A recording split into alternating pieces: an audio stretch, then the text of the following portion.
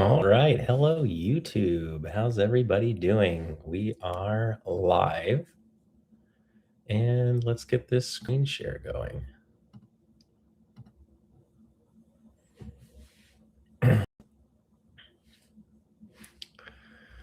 Thank you for the challenge trader. Thank you for the thumbs up as you were coming in. I really appreciate that. It is so kind whenever you all help me out like that. So thank you very much. I am short in Q right now after making a play call at H6.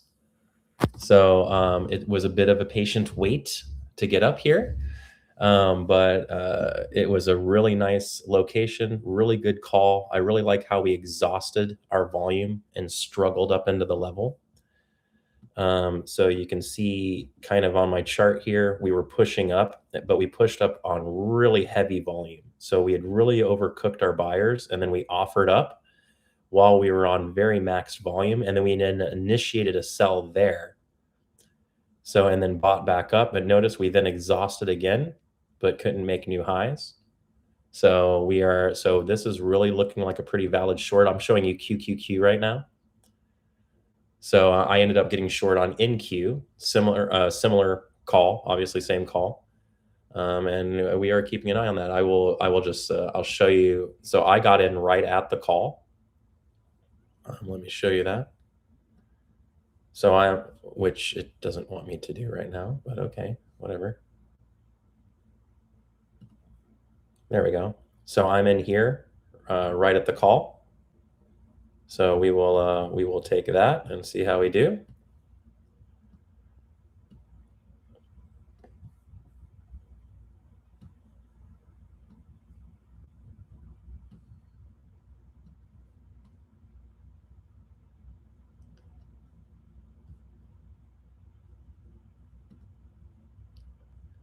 All right, you're short from 994. Boring. Good job. That's a great spot. So for me, I'm going to try and run this thing back to the central pivot. So I'm going to try and see what we can do on this guy. I think the CP would be a really nice target.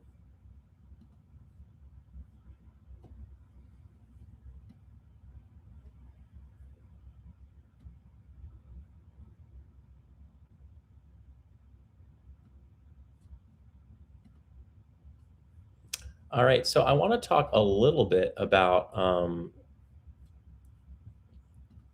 kind of the subject that I made our.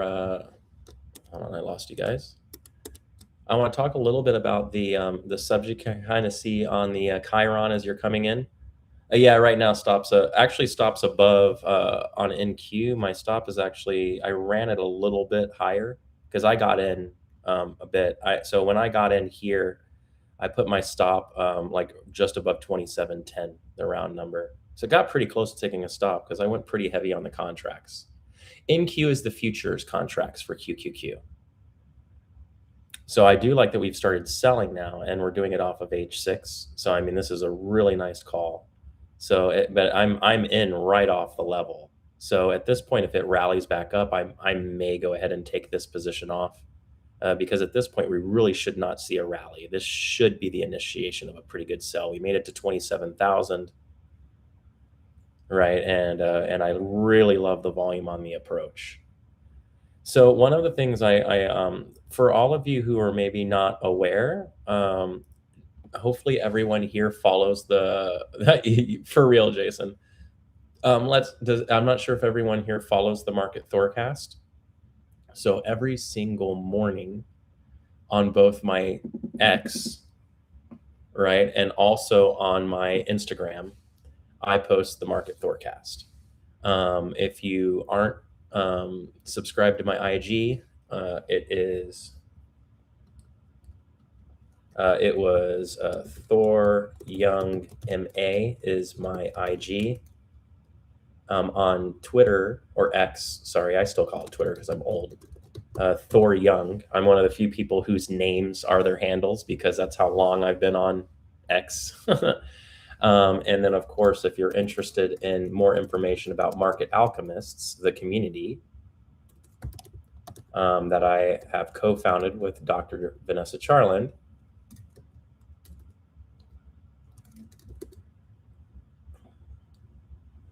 that's marketalchemist.org. No, yesterday I posted it on X yesterday, but it didn't make it to IG because I was in the middle of a meeting, and I just managed to get enough time to throw it on X. But when I tried to copy and move it over, it just didn't do it.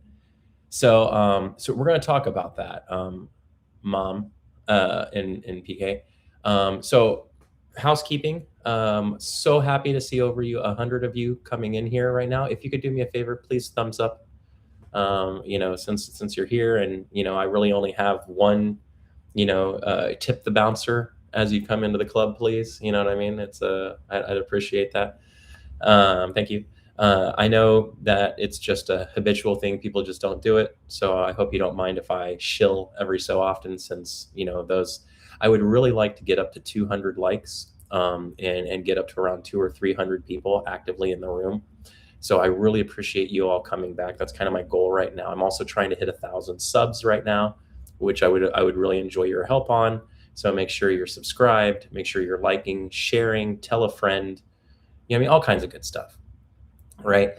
So, anyway, so right now, I'm going to go back for the CP on this one because it's just a wide range. So I don't necessarily expect to run out ATR to the other side, but we'll see. We're not quite selling the way I'd like to, but this is a good spot. But yeah, so I want to talk a little bit about ranges, right? So if you are following the market Thorcast, right, which I shared my links to, right, then you will, and I'll go ahead and I'll read this morning's for those of you who didn't see it. This morning's market Thorcast was, I said, today we have a lower wide range in our pivots. We are opening very high in that range, which often results in very choppy price action. In this range, the ideal plays to sell are lower or is lower than we are. Yep, sometimes we sell better lower than higher. If you get short early, it will be a hold for a while. If we can lose H3 pivot, we should move better. So that being said, do you not see that reflected in the day today? Right? We spent the entire morning almost through 10 something just chopping a very narrow range. We have now offered up to the top of the range on not the world's great, on solid volume. And now we're trying to sell off of here, but we're very high, right? So we're too high to sell well. So now we are so what is the difference between wide and narrow? Narrow ranges are breakout ranges most often. Wide ranges are what we would consider value or inside ranges. So generically, when you have a wide day, you're going to play range plays, right? We're going to look for a top. We're then going to play the top back to the bottom, and vice versa through the cams. Where you're on narrow cams, you are expecting to go outside value, right? So you're going to actually expect to break out with a narrow range. So narrow ranges mean we play away from the middle. Wide ranges mean we play back towards the middle.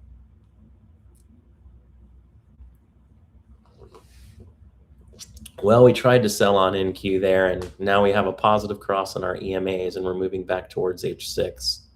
So not in love with it.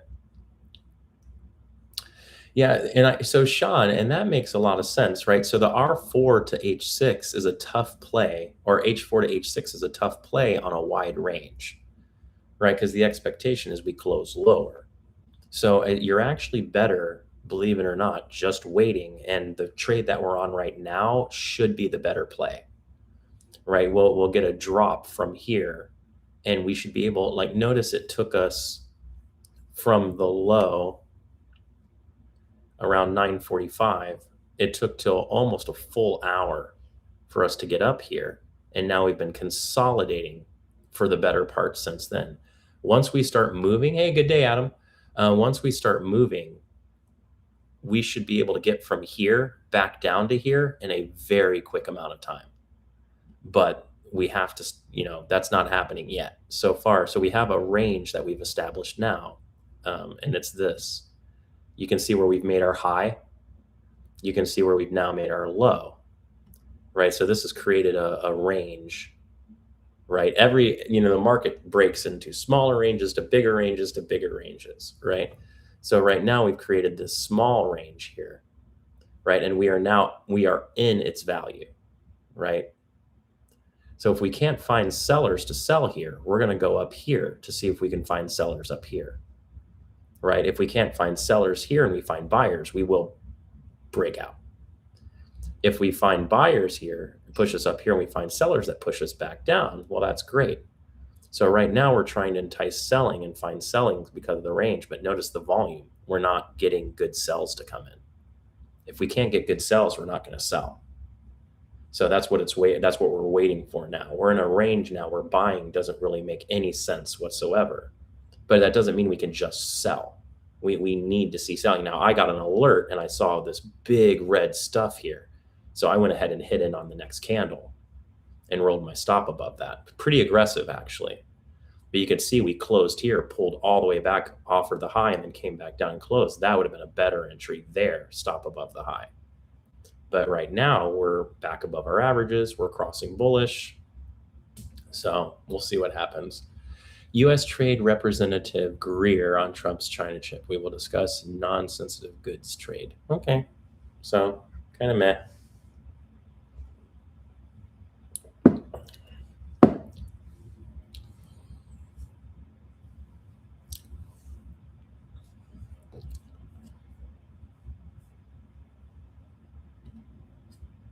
The EMA settings I use are the 9 and the 21.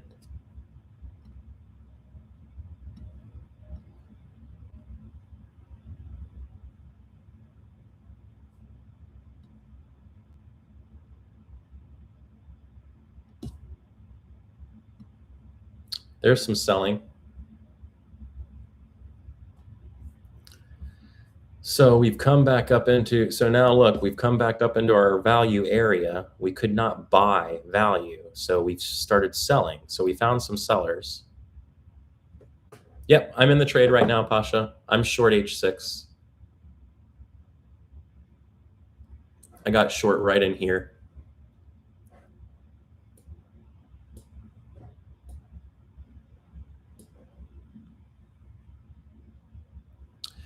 So the Brazy, it's what I do is I have a maximum amount of $1,000 that I risk per trade,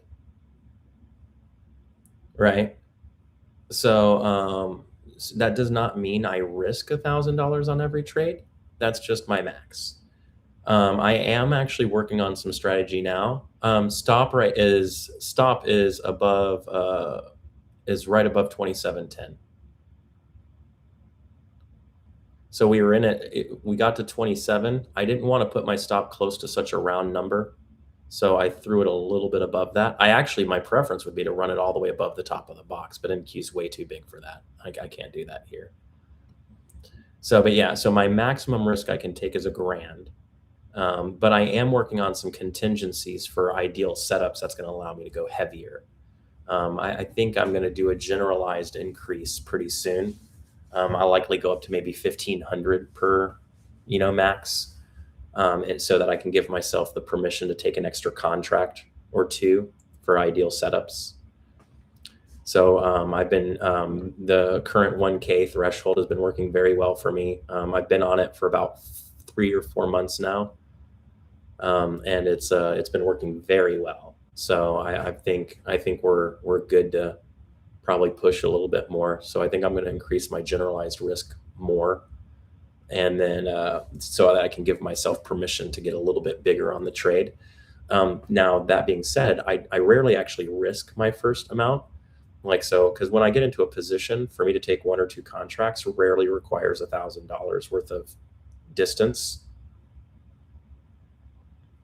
And then I'll do it. Are you a one and done trader, or do you break? Most of my days are one and dones, but not by rule. So like if I take like I don't only trade one trade a day. I can take 3 or 4 trades in a day, um, pretty easily.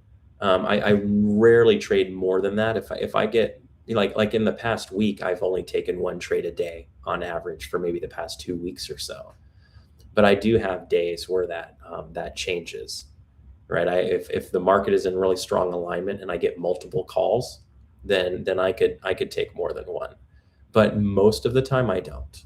I really enjoy one trade, and just leaving that trade on and letting it cook. One of the many things that I think people, they do is, that's for I'm already short.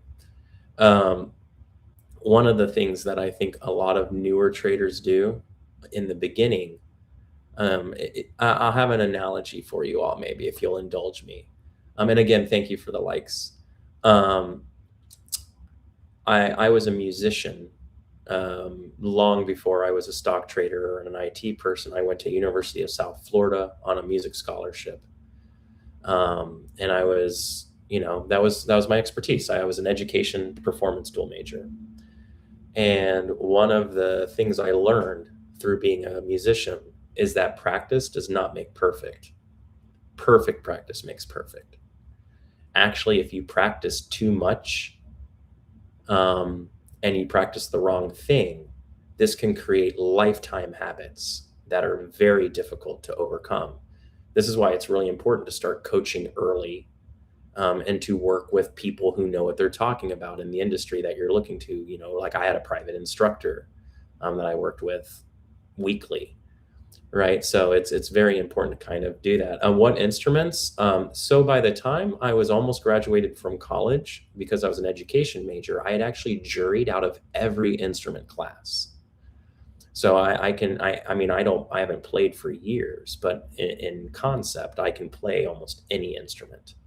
My principal instruments were bassoon, and my secondary was saxophone. But I can play clarinet, I can play flute, I can play trumpet, trombone, euphonium, I can play violin, I can play piano. I had to pass college level juries on every one of those instruments. I can play percussions like marimba and timpani, and I'm not a very good set player. I suck at playing set.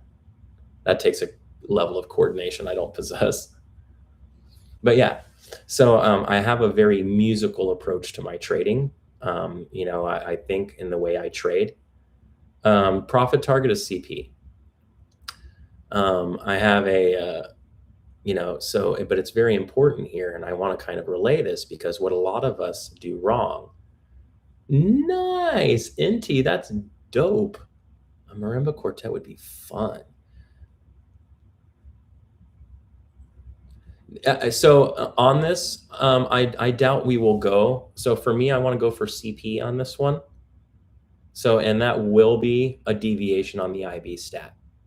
So I'm taking this moment, which I know it doesn't always fit, humorous, but I'm taking this moment to, because of the range, the volume, and the setup area, and the wide range. I'm going to go ahead and sling this one and see what happens. But I am aware that our IB stats not super strong here.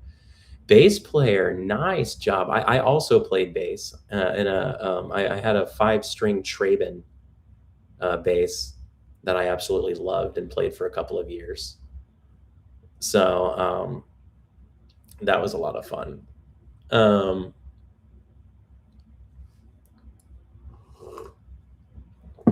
That's fun. But yeah, so anyway, the point of that being is when you're in the beginning of trading, one of the things that you're going to really want to do is trade. You're going to want to get a paper account, you're going to want to get a live account, and you're going to want to just start trading.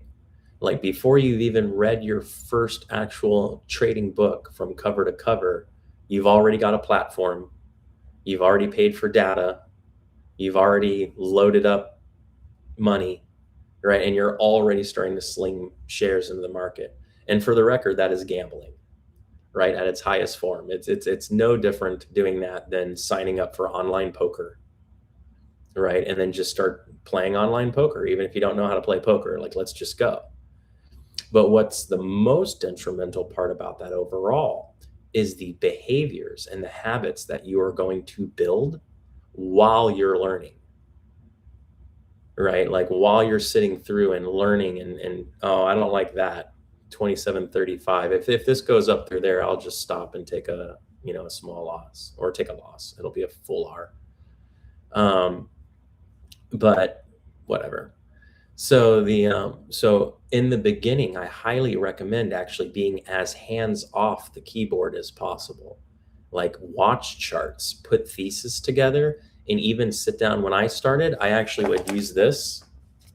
I still keep it with me every single day. I've been using this notepad it's a cheap Amazon notepad. I think I bought for $4 like 8 years ago or something. Right. So, yeah, and I still use it because I need notes in order for me to remember things that I'm going to do because I'm special. Right. So, but what I would recommend doing in the beginning is rather than taking a trade here, you could just take your pad and you could just say lower, wider range, H6 short, and then just write down H6 short, arrow to CP. Right. And then you just write it down and then write down the time. And then that's it. At the end of the day, you can go back and evaluate and see if that came to fruition or not. And you'll see if you're right and wrong on your generalized thesis, throughout your thesis throughout the day. And this really allows you to evaluate your thinking process before you have to evaluate your trading process. A lot of you are going to try and develop your thinking process and your trading process at the same time. And that's a lot of heavy lifting for you. Right. I wouldn't recommend it at all. Right. So, and so the better you can get at just having a generalized thesis, but without building all the behavioral stuff. Right. Then once you say, hey, you know what, more often than not when I'm picking these plays, they're working out. So then start looking at, okay, so if I was gonna short H6 on this play, how would I have shorted it? Where would I wanted to show it? And then build what it would take to create the result that you have now witnessed physically instead of mentally. Right. And if you can do that, by the way, for months, year even. Right? Like if you spent your first year as a trader just working your normal full-time job and putting that, a little extra money into an account to open your IB or open your IBKR or your live account Ninja, whatever you're going to use, right? If you would just take the time and do that, right, then what you would see, right, is that you would have saved a lot of money and you'll have really great concepts in the market. Then start pushing buttons. Right. This is something that I've, very acutely been involved in. Right. Is when I train traders is really helping this process happen. Qs are looking strong. I'm not going to get out. I don't cut trades early. So I just take the loss. I'm not really concerned otherwise. So if this goes up and goes through 27, it's like 27.10. Then I'll be out. And it's okay. It'll just be a loss. I had an incredibly good win yesterday on platinum. So, and that trade came back within my area just like this one did. So if this takes me out, I may even stay for a minute and see if it comes back under H6 and resets. And then I'll try it again. So what you will find, a complete day trading system is the name of my book. It's been published since 2022. I started writing it in 2020, 2021. So, and I've been using the same trading system every single day for years. The thing that many of you may find, hey, good morning. The things that many of you may find is that my sessions can be a little boring because I'm not a momentum trader. Right, I'm a range trader. right? So I take one trade a day if I trade that day. Like I don't even trade every day. So we're gonna have daily shows in here where we can talk and work together and ask questions. I want to be, I want to help you all and encourage you to come hang with me and my people at Market Alchemists, and that's why we're here. But you're not gonna. It's not a. It's not as much entertainment trading wise because you're not going to see. I don't partial. I don't stop out arbitrarily. Like I have a very well defined system that I do quite well. So for me, if this goes short here and I don't take a stop out, I'm still going to hold this thing the same distance that I would have held it otherwise. I got pretty damn close.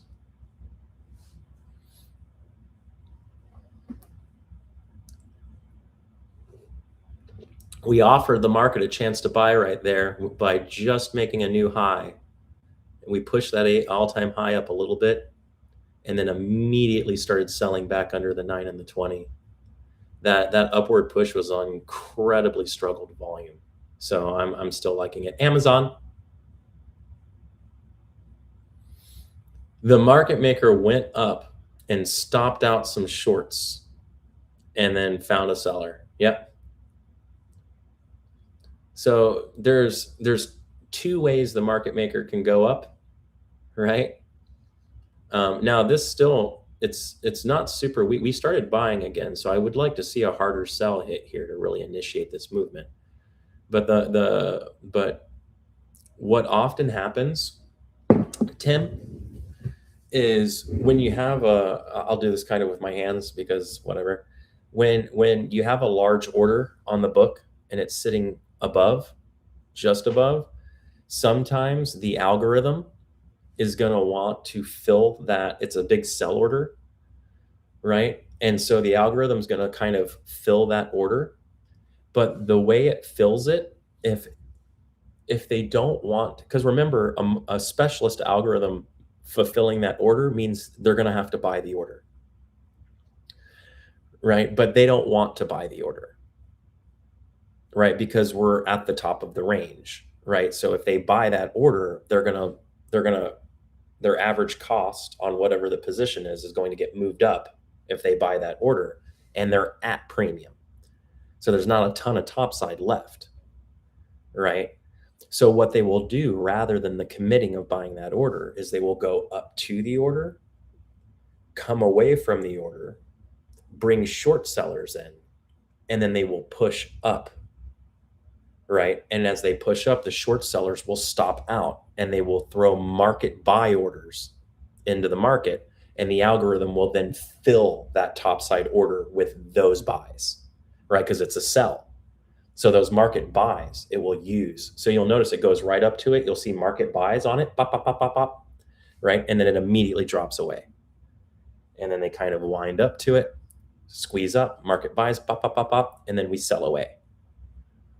Right. So this is enticement, right? Where they're trying to bring in shorts, but they still want to kind of handle that larger order, but they don't want to do it by purchasing it into the float or into their inventory. They want to do that by just basically they'll bring retail in, stop us out, bring retail shorts in, squeeze us, stop it.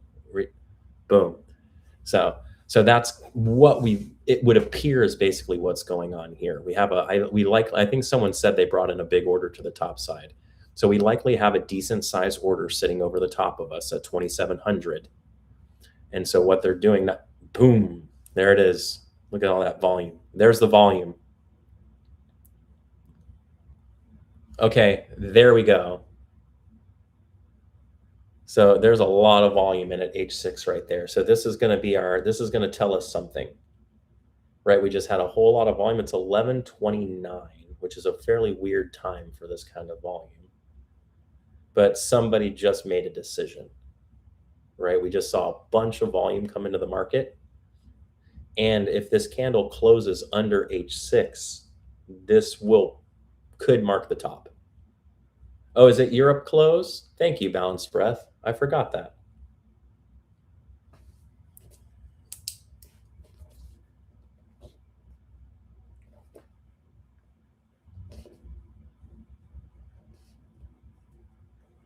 Do you know how euro closed off the balanced breath? Can you look? Did Europe close down or up?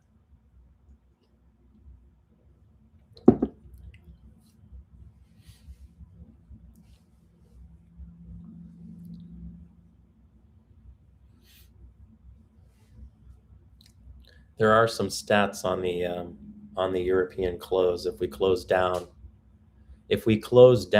the U.S. market, I'll have to try and find that stat. I think it's an edgeful, but it's often if the European market closes down, the U.S. market will close down by the end of the day. All right. Well, it looks like I'm going to be out of this one though. So we unless we really change our attitude here, right now we absorbed that volume and then started offering higher. So my stop's only at 27.10. It's a limit order or a limit stop. So if this wicks up, I'll be out. I'm very close. And then I'll keep an eye on it. If we lose H6 again, maybe I'll try it again.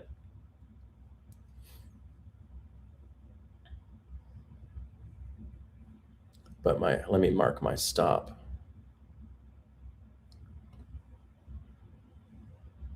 So my stop is right here.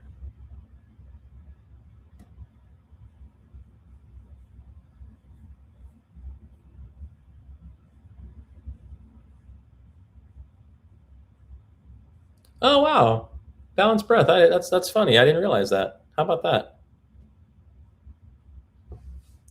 This does not look strong, this price action to me, everyone. So, all right, let's talk about some momentum indicators for a moment. So you can see here we were walking up the 9 and the 21, and we were having a lot of trouble with that. So we then pushed up higher, and as we pushed up higher, we pushed away, and we've come right back into those averages. Like this, there's nothing about this that looks like it's trending right now. But we have not crossed or recrossed our averages yet.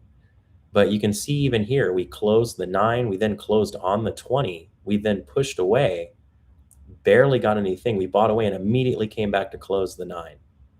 So when you're using moving averages, by the way, a little pro tip, if you'll indulge, right? Don't use the wicks, use the bodies.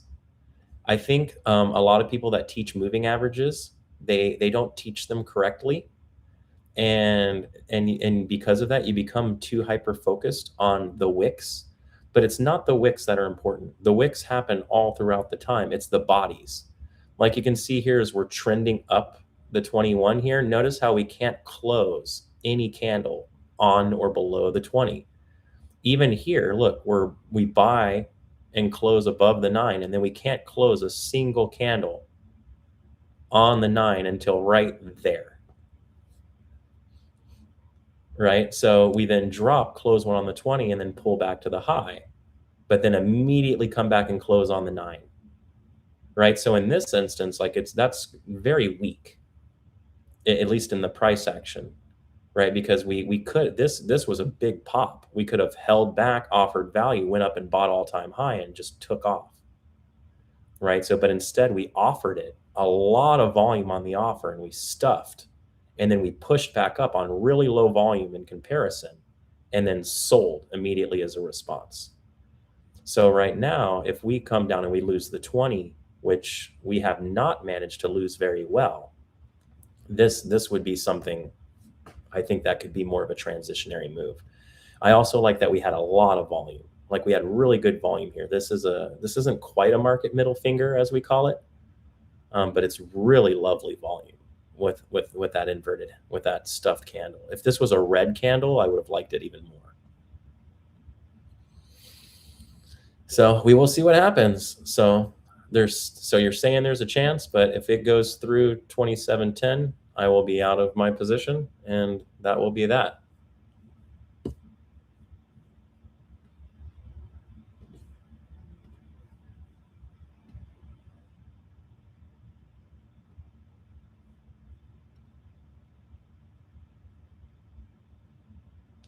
Yeah, so Brazy, I kind of made an adjustment in my trading over the past couple of months. I really don't do a traditional RVR anymore. I trade levels. So for instance, if being short here, my target is the central pivot. If that short works, it would be like a 12-hour trade, right? All I'm really worried about is my downside. And that's all I really focus on. I won't risk more than $1,000 per trade. After that, I just go for the level, right? So I go from H6, I go for CP. If we don't get to CP by the end of the day, I'll just close the position at wherever we're at the end of the day. Like platinum yesterday, I made a really good amount on platinum, something around like $5,000 or something like that, right? Yesterday, and I did that risking maybe around $700, right? So, but if it had made it all the way to my target, it could have been a 10 grand trade, right? So like if this one made it all the way to the CP with carrying 3 contracts, this would probably be a 10 grand trade. So if it stops me out, I lose like $1,000, right? End of day equity most of the time, keto. I have held to the end of day futures, but the volume on them drops so poorly. Yep, platinum futures, PL. Your all-time high looks different than mine. This is just a really key level. So I don't know if you're using really key levels. If you are, it's just the ATH toggle. Okay. H6 seems to be working. So we're starting to compress, or converge our EMAs here. So our 9 and our 21 are starting to sandwich together a little bit. We haven't crossed them yet, but this is again, we've now managed to close the 20 two different times. See here again, go back to the body closes thing. Notice here we're wicking through it, but we can never close a body. Wicking, but it's the body. Wicking, but the body, the body, the body. Here, first body close, right? Then a body close, right? But notice here, it was all wicks, wicks, wicks. The 20 is very much being used right now. Like that, they're really not a big fan. Let's see what I'm going to bring the 50 in.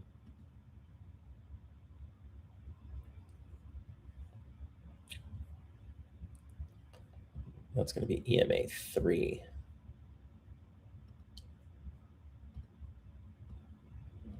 So we've got our 50, right, is still coming in here and is still upsloping. Look how low the volume is on that squeeze. That is such crap. I hate this candle. Like that we bought up like that and then closed above the 9. That's a really ugly candle, but look how weak the volume is. Like this is not a buy candle. It should not continue going up on this candle. It should sell right back to the low.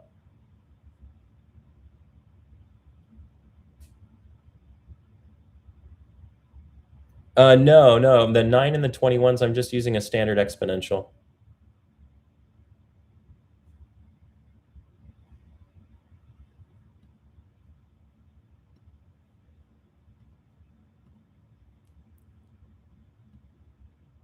So my favorites are the 9, the 21, the 50, and the 200.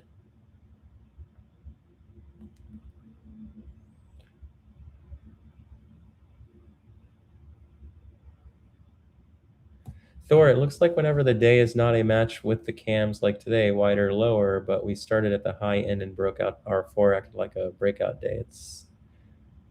So AB, that lines up with what I was talking about from the Thorcast, right? The expectation today is a very choppy day. Right. This is why the first trade I've taken today has been an attempt on NQ, but not till we got near H6. Because for me, for that entire trip up, I expected that to be a nasty, choppy trip up. And now that we've broken IB high after 1030. So there's some stat here that this doesn't even, this doesn't work well. You know what I mean? But I don't really think too hard about that. I just kind of look at where we're at. But right now, we really can't manage to sell very well at all. Also, our when I was looking at this, we had started selling. Since then, we've maintained a relatively decent amount of light buying, right? Now, it's encouraging that with the light buying, we're not really going up.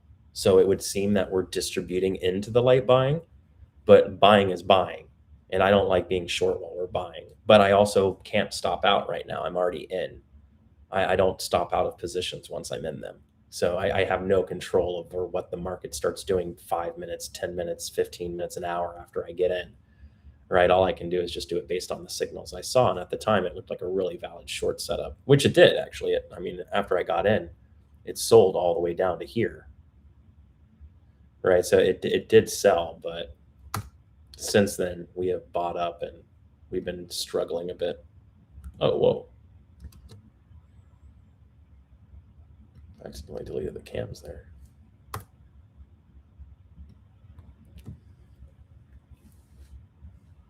Yeah.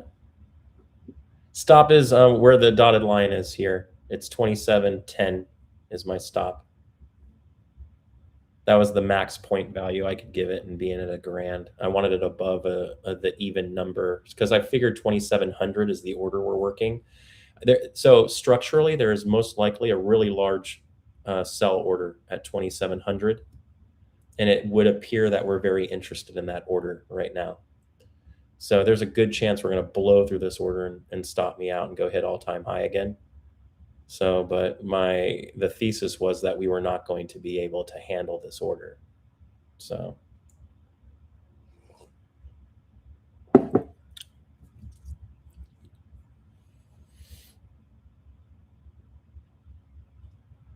I really wanted crude today,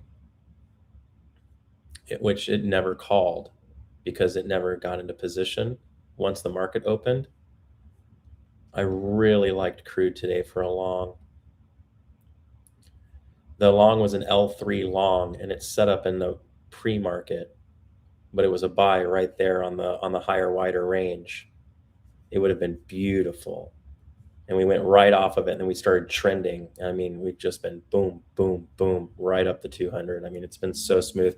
Actually, a little disappointing because with as much as crude has rallied, I would think NQ would do something counter to that, right? Which it has not been doing very well. But it's okay. I mean, it's still, ooh, there's some selling.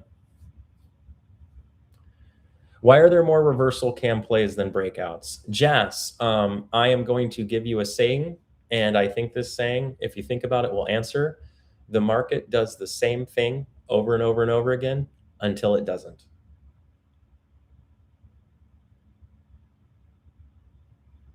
So that's the reason why there's more reversal plays. The market reverts to mean significantly more often than it breaks away from it.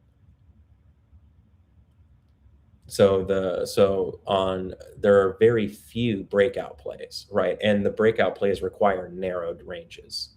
If not, we play back to value the vast majority of the time because that is in alignment with the market.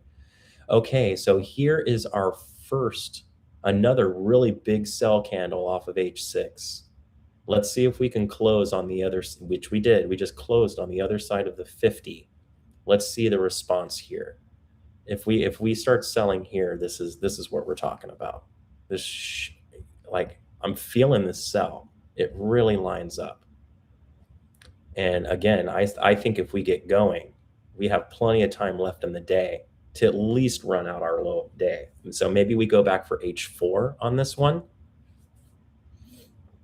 and just be happy because that's at low of day. And with our IB stat, maybe we don't plan on the big break or the big movement all the way back. But that being said, our ATR low is all the way down here right now. And our target could be way down here. I mean, it would, if we start selling and we liquidate the way I think we can today, we would just run this range for the rest of the day. We would start selling and we'd just sell off the rest of the day.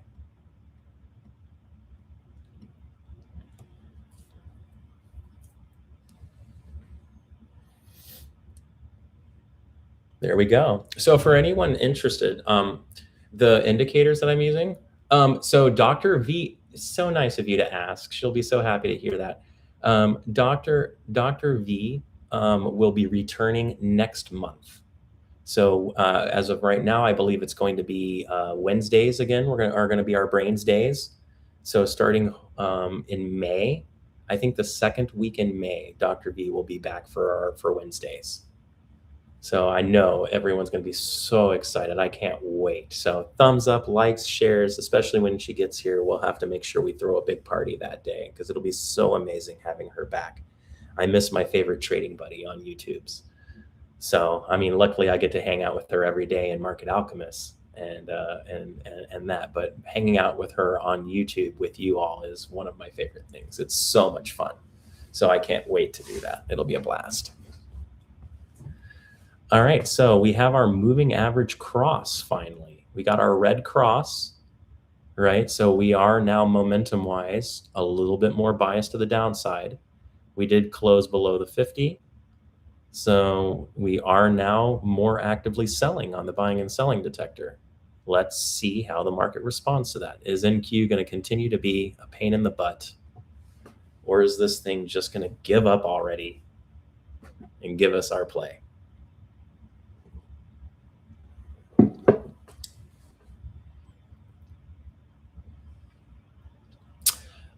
Thanks for the input. I've been also using a max loss, but I didn't notice how my risk obviously wasn't the same every trade and same targets, but it was still within my max loss. Yeah, exactly.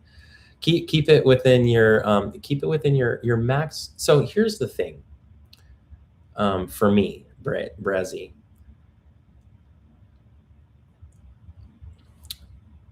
being a retail trader is one job. And that is that you are here to manage an attritional battle between your wins and your losses, right? Where you will be unsuccessful as a trader, and I know for many of you, you go duh, but I think it's important to talk about it.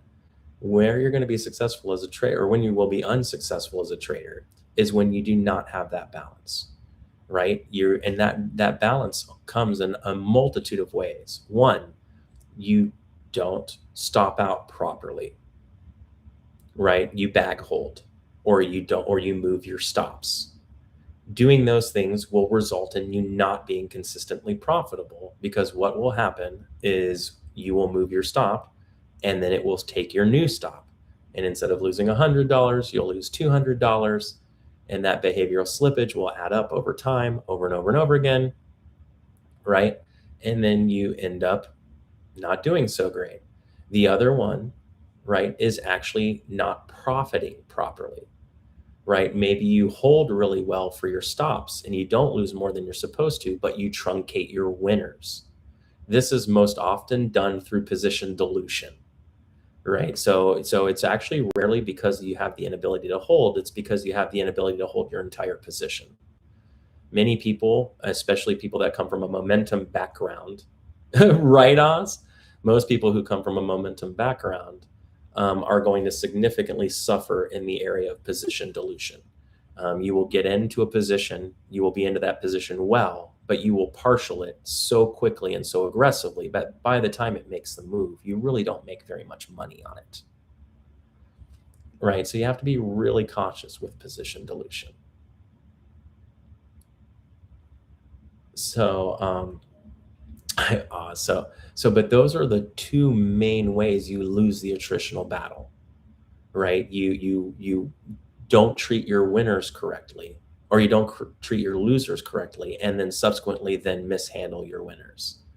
The best thing you can do, believe it or not, is just stop out and just take profit.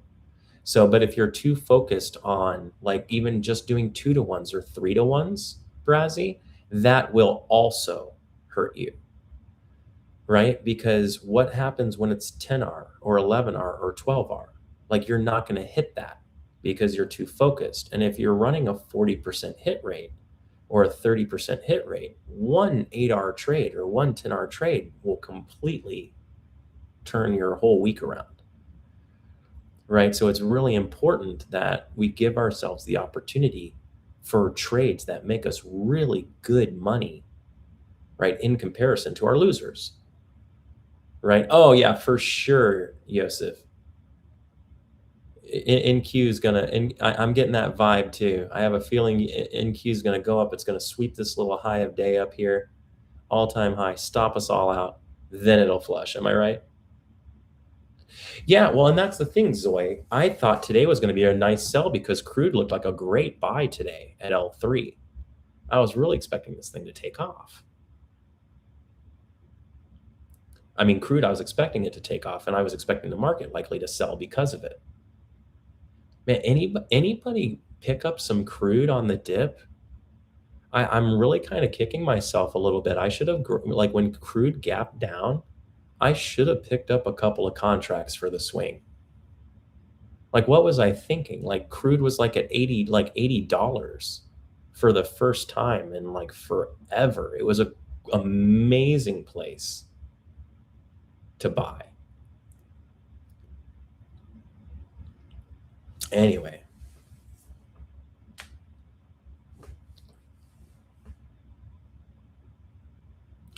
I actually think we can survive this one without getting swept out. And the reason I'm saying that is because we had already established a high, and then we got a lot of volume in on this candle right here. And they decided to not take that high and stuff the candle. So this high seems to be pretty well intentioned. We then had two other candles that got right near it multiple times and could not claim it. So I just think we have a large order sitting at 2,700 or 27,000. Let me mark it. I think we have a big order basically sitting right here.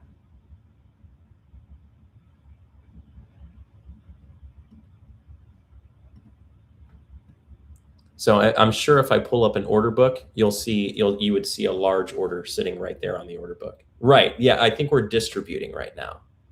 So what's happening is we're going up to this order. So this is painful what they do here. Okay? And this is really hard. So they find the order. Look how they come up into it. Bam, wick into it. They bring in shorts in front of that order. We sell, we then squeeze up, knock those shorts out and fill the order with them. We then drop down, we push more sells, more sells. We then bounce, squeeze up, and same thing. Bam, look at all of the interaction off of that order. We then go down. This time we get volume in, and they decide to, again, they wick into that order, but blow away from it. Anytime there's volume, they can't really take the order. So we then buy up on really light volume, reposition above the order, and then sell right back through it. Right? We then push up into the order and sell right off of it. Right? So it looks like we're squeezing shorts to help fill this large order, and we're distributing underneath it. So, and someone could be starting to, what will hopefully happen at some point is someone will start front running this order. So another large institutional player who trades futures will start putting limit orders out in front of that big order. And if they do, that should create enough congestion here to get the algo to offer lower. Right now, it would seem like there's just this big order here. Maybe we're lacking structure to the downside, but and maybe that's what we're waiting for to build out our lower level tiers for structured sell, because we are definitely starting some distribution and selling, but it seems like they're unwilling to commit to that yet. So they're still working this order set. Although I don't believe they're going to take it. I think they'll fade it. Right now, we're still working it. So we're stuck. You'll see. There is a nice ladder building to the downside now. Thank you, Jason. That would be nice. What is also nice is all of you and your thumbs ups. Thank you so much for hanging out with me today. I think we ran about 150 concurrent viewers almost the entire session once we got up to that number. That's really amazing. I really appreciate every single one of you coming here and hanging out with me from day to day. I know it's not the most exciting trading in the whole world, but I'm hoping that in the long run, what you will experience is that trading is not exciting. if you're coming to trading and you're coming to trading for the entertainment, to be wowed, right, and to be enticed and excited and all of those things, this is not going to be the right channel for you, right? Because I'm here to present to you a significantly different way of trading, a calmer, cooler, more collected, more secure method of trading, where we're not as concerned with, like, even if I get stopped out here, it's not a big deal. I lose $1,000. Like, who cares, right? I made $5,000 yesterday. So why would it matter if I lose $1,000 today? Right? If I do get stopped out, I'm not going to get triggered by it or like upset about it or start blaming the market or wild things. No, it's a setup. It's a good setup. I like it. I'm in. Whether it works or not is so far outside my control, right? An analogy. Yeah, Jaws. So, a good analogy here for me, I kind of go back to the, betting methodology for like horse racing or some kind of sport like that, right? Is we're speculating, right? So all I can do is put together the best story I can and then trade off that story. But it's just speculation. I have no idea what's actually happening in the market right now. I just know what signals and signs I'm getting. Again, look, we try to go into this order. As soon as we go into this order area, 27,000, we immediately blow away from it, right? So what I'm seeing is every time we try and buy 27,000, we're having trouble doing that, right? So, but does that mean we're not going to buy it? No. Actually, if anything, I mean, they're still holding the 50 and they're still pushing into it. But look here, look at this buy candle. It had lots of volume, but they didn't close at the order area. And now they're just offering into it. Once again, they barely could close at it. It's just not strong. Like, this does not look strong to me. This looks like we would sell. This candle would look like it would become a sell candle based on this candle. Let me show you a little bit more nuanced price action. So if this is the level of concern, right? Let me actually dial this level in to the exact level.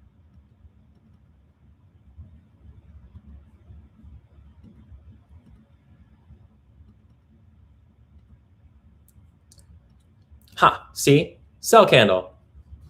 Ta-da! Right? Isn't that amazing? So so you can see here, if this is the level, look, we closed right on it, immediately sold. We could not close the level. It's all about the closes. Don't worry so much about the wicks, right? We closed, but we couldn't close the level. We then sold away. We closed lots of volume, but couldn't close the level. Closed the level, but on weak volume, immediately sold away. But this is why I thought we would sell here, right? Look how weak this candle is.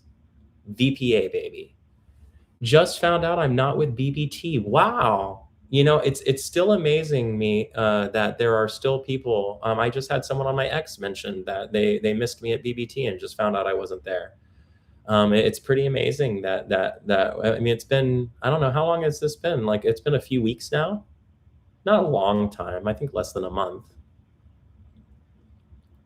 But I'm so happy you found me, OTC, and so I'm here every single day from 11 to 12. Also, don't forget to subscribe. We're actually so Dr. Vanessa Charland and myself have moved into Market Alchemists, which is our community that we've co-founded together. Oh, Lewis, amazing, right? So we have a different trading style. We have our own way. We're trying to really shift the paradigm of how traders how traders really can trade to make really good money in this market, right? The methodology that most people are teaching is just not something I have supported for a very long time, and have been moving away from for a long time. And so now we're here. So we have YouTube every single day, 11 to 12. Come here. I don't do a morning show because every single morning I trade live with my trading community that I've co-founded with Dr. Charland, right? Market Alchemist. So I'm in there every single morning trading live. We also do daily classes, right? Every day from 1 o'clock to 2 o'clock. I do a 1 hour session or Dr. V does a 1 hour session. We also have some of our mentees that are starting to pick up some stuff. Like I have one of my guys said doing a weekly onboarding, right? Woo, that was a lot of volume coming in at noon. So anyway, everybody, I really hope to just keep coming back, keep hanging out. Thank you again for the likes and the shares. If you have any questions, come back tomorrow. I'll be looking forward to working with you as much as possible. If you want more information, marketalchemist.org. Look at that stuff. Woohoo! Wow. Okay. So have a great rest of your day, everybody. Um, Hopefully much profit in the near future. And I will see you all on tomorrow. Much love. Keep it green.